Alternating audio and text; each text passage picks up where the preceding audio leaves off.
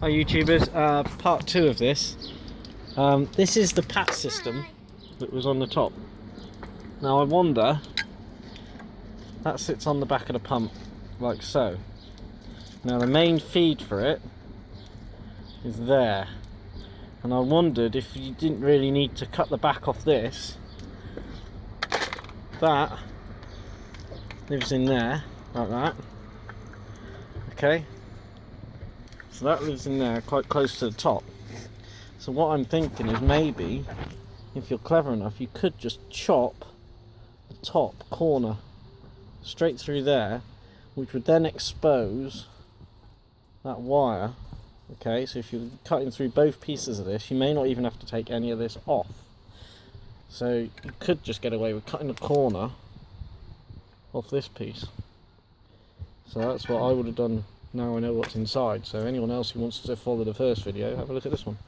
So you could just cut the top corner off, and then you wouldn't have to undo anything.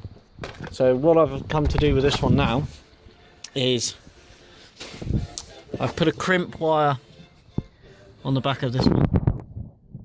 Okay, so there's a crimp wire under there. That goes all the way up. No, leave them alone, fella, because they've had diesel in them.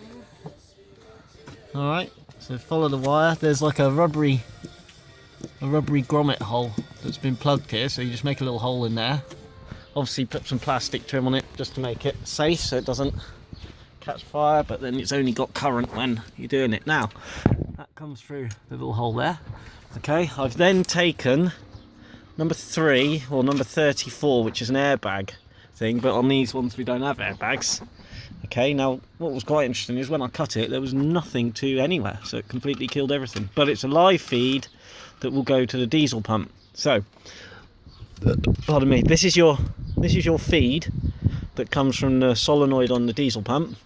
So all I've done is broken into the airbag light and attached it with a connector rather than one of them, because obviously I've got to do 2. Same thing with the starter. So that's the green and the blue, which is the third one along number 34 for the airbag. Now with the back of the ignition, we have got...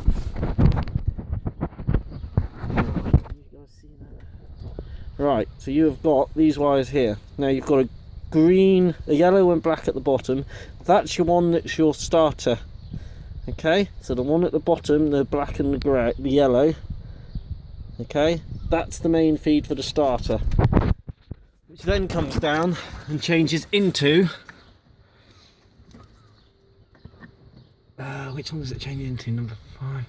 The grey changes into the grey and the orange. Okay, so grey through an orange stripe. That's the starter feed. So I've gone then to the starter, right the way down through. Okay, and keyed in up here to the starter motor wire, which is black and grey as it comes through the bulkhead.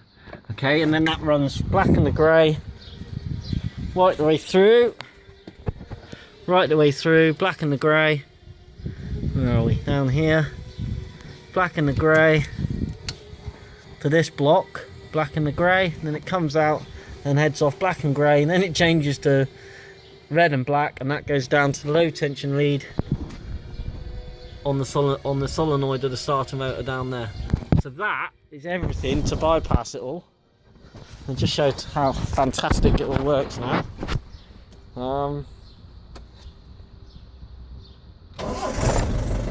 How's that? I've also got a few issues where I had to have the sender unit off the tank yesterday because the forklifts had damaged the tank. Quit on that airline, fella. So I had to drop the tank yesterday, pull the sender out, and yeah, it was a bit bent, so I straightened that up and that's all sorted. I've got the prop shaft I got replaced because the forklifts in the salvage yard hurt that as well. So yeah, everything's pretty good really. So there she is. So that's the part 2 of the PAT system. Alright, so I hope that helps people, because PAT system on a banana engine, really? It's just a pain in the ass. Alright then, take care, bye bye.